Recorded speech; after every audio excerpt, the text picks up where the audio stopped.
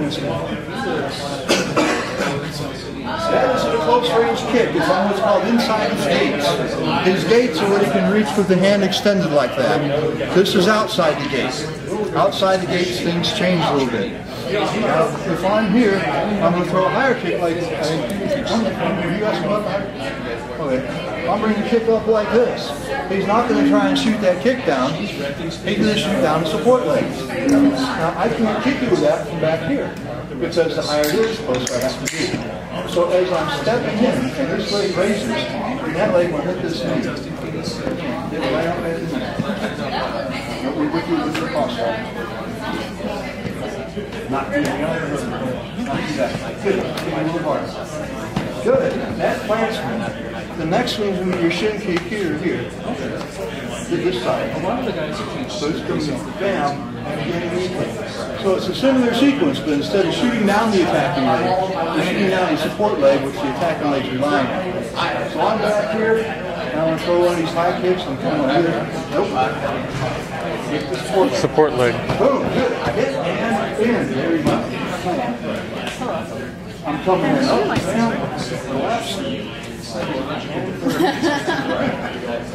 So the one difference we use is we actually attack the support leg rather than the attacking leg. Other than that, the technique is the same. Who is more likely to come up? One more thing is low leg attacks. We have 3 types of knee blocks. These are the same 3 Thai blocks he uses. I've got a straight knee block. I've got a crossing knee block. I've got a deflecting knee block.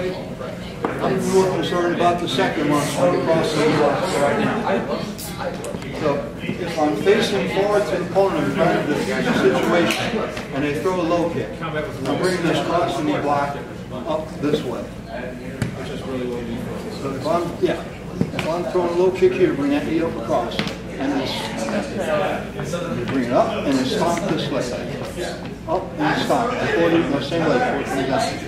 So it's going to come up and then stomp. That brings me a series of punches and elbows. So I'm coming in throwing a low kick. 1, stomp, and then finish. If I'm throwing left, the same way, bring that across, same way. So it doesn't even step down. It comes up like this, stop me, and then you come in for the attack. So you want to get me in a momentum moving backward. So it takes less to knock me down, the more you help me that way. Okay, so again, I'm coming across, bam, stop, and any kind of finish you want to use. We've been counting you ever talking.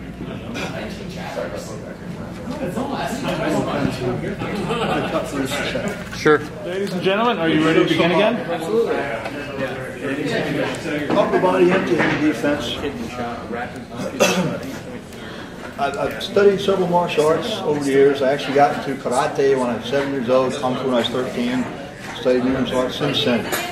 My main base art that I use is actually Black Dragon Kung Fu from the Wu family. Wu Longshu came from Hangzhou, China, and he was my teacher for about 18 years. And Black Dragon system I was actually inherited the lineage from them. Our upper body defense is based on what we call a star pattern.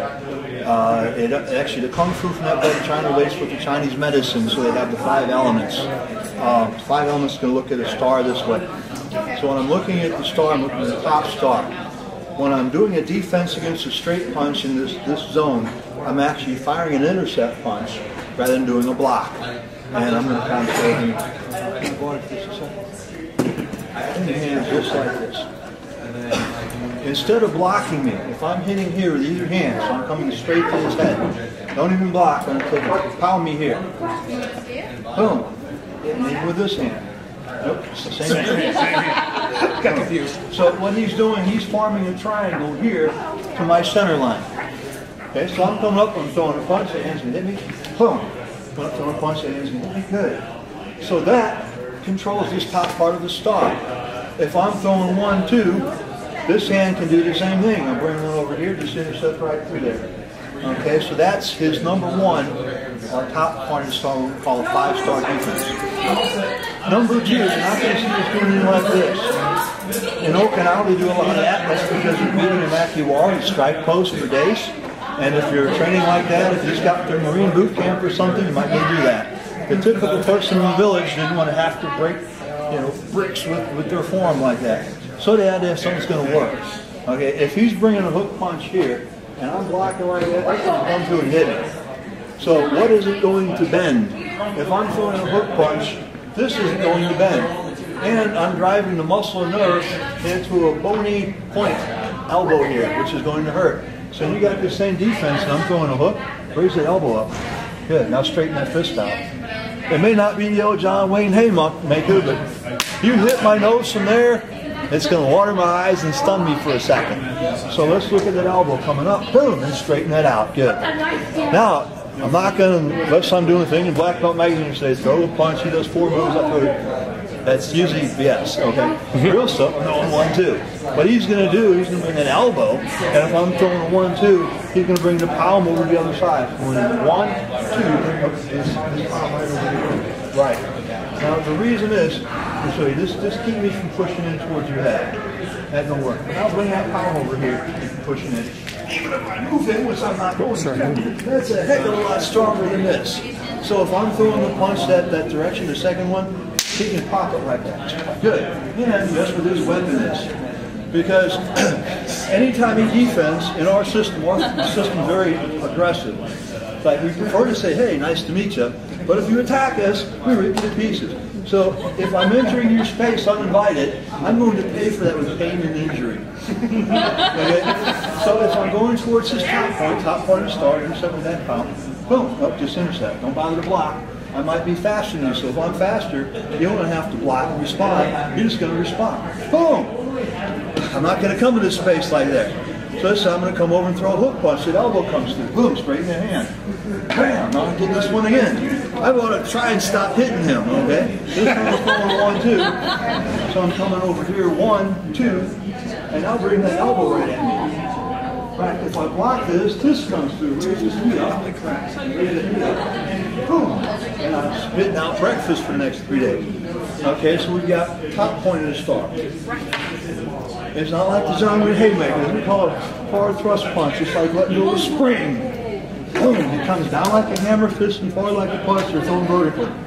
They intercept like this. So anytime I'm throwing you here, you're going to be like a wedge and you're cutting through. I'm hitting towards your face, hit my head. Bam! This doesn't reach.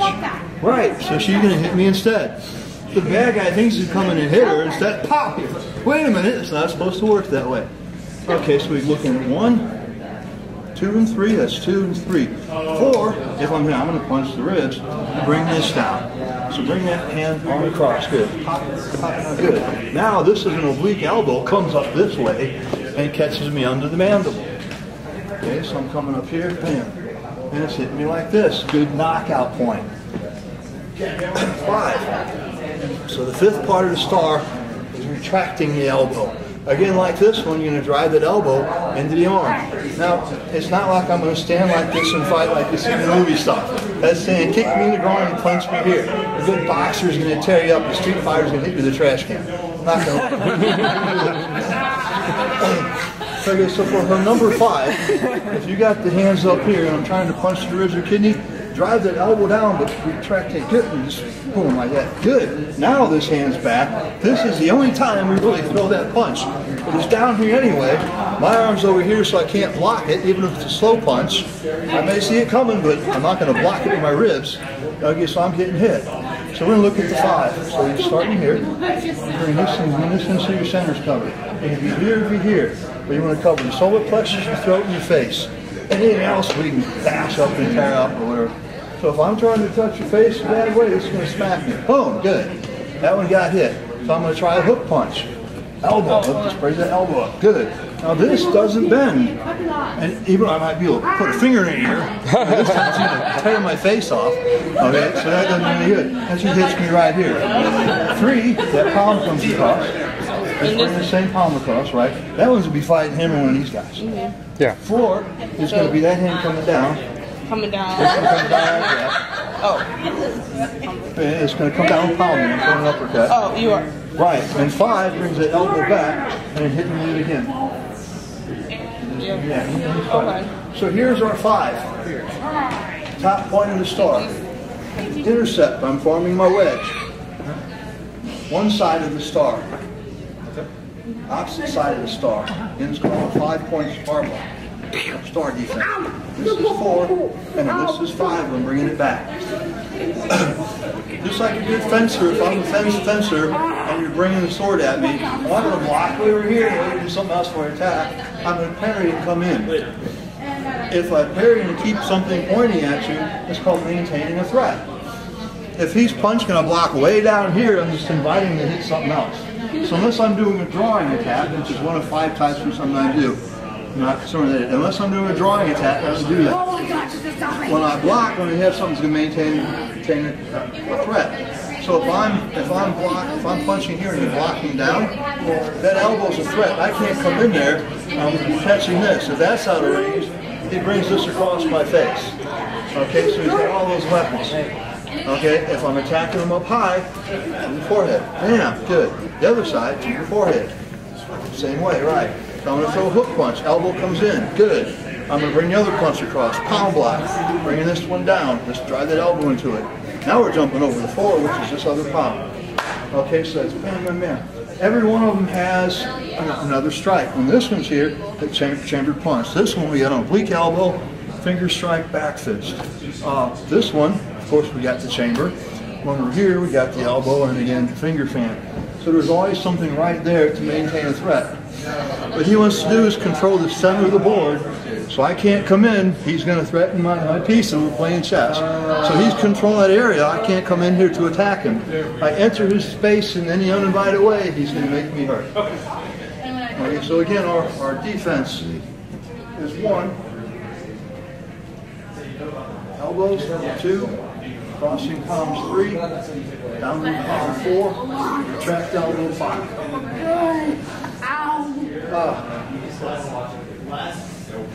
And you were worried about size. Some escapes.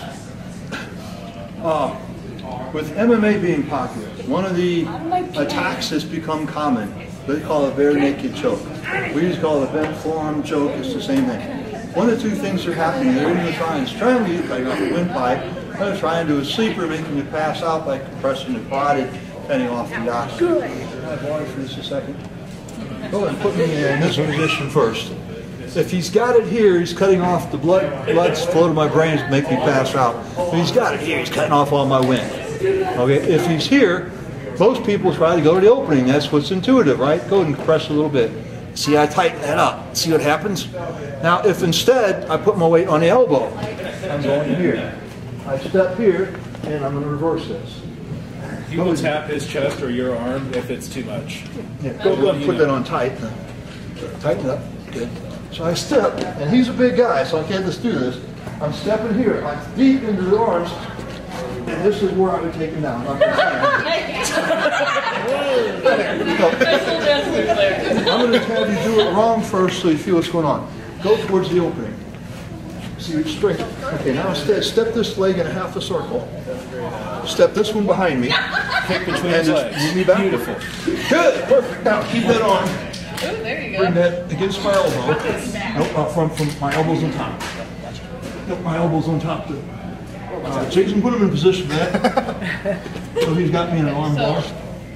Right. Right. Now, if I'm trying to grab a cutting weapon here, it's not going to reach. If I continue, drop that knee down, and this lights out. Right. Oh. Okay. Especially So if it's you're not dropping playing boulders nice, on but if that I'm knee. trying to strangle, you're not going to play nice. That's kind of like dropping your knee into an egg. Yeah. Okay, so what's happening? I'm coming up, I'm trying to put him in a choke. He steps into the elbow, steps around. Good. Keep that arm, and control it. Nope. Other way. Over your thumb, Other over your thumb. Okay. Yeah. Now pull that on there. There you go, right. Now ease up a little bit. Here, I can put pressure on it. That Put sudden pressure on intake it. of breath means, hey, That's what I can't reach. That's what you want to get locked to your subconscious. Nothing I can do. If I somehow start to get out, or I have an accomplice, this drops down, I sleep. Fatality. Okay. Let's have her do There's it. multiple attackers, Oh. so we never go to the ground. She was and giving. wrestle. We She was just telling him, "Hey, do this." break you I think she knows it. You should try it on No, her. not necessarily. I'm going to show you a problem with the technique we just did. Go ahead and put me back in that lock. That one's fine. But now grab this arm as well. I can't turn out of here. Okay, this is not where I want to be, but if I actually had him get to this point, now, since he's got me with his right arm, my left leg has to go behind his right leg. I'm actually stepping like this. This collapses, that's my strike, this is my strike. I think you had him beat at the groin hit. I'm down in here. Trying to step out first. That cancels that because I got the arm. Step this leg behind me. Bend your knee. That drops it down. Hit to the groin. Right? Grip my knee and bring it upward. Boom. Now just drop down if you want. Just have a seat. I don't have time to run everybody through that, so I'm having him just kind of work me with these so you get some ideas of what we're actually working.